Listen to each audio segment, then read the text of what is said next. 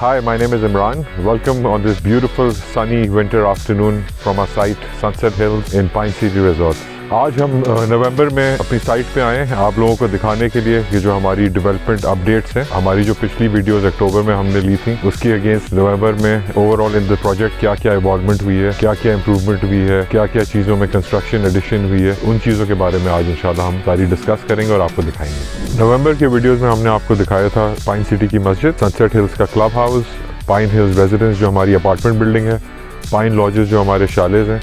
आज हम आपको फिर रिविजिट कराएंगे और आपको दिखाएंगे कि in the period of 1 month कितनी ज़्यादा उसमें और इम्प्रूवमेंट और डेवलपमेंट हुई है। पाइन सिटी के अंदर ओवरऑल 4 मस्जिदें हैं। सनसेट हिल्स में 2 मस्जिदें होंगी। जो पहली मस्जिद है माशाल्लाह, जिसको हमने पहले भी दिखाया था, फिनिशिंग उसकी काफ़ी हद तक कंप्लीट हो चुकी है। क्लब हाउस अब उसकी आउटर सरफेस की finishing, interior finishing, tiles fitting, ये काफ़ी चीज़ों पे काम हो चुका है, जिनमें नीचे टेनिस फैसिलिटी है, स्नूकर एंड पूल है, जकूजी है, टक शॉप है, बाबर है। ये सारी चीज़ें इंशाल्लाह इवॉल्व करके hopefully in the next 6 weeks will be operational.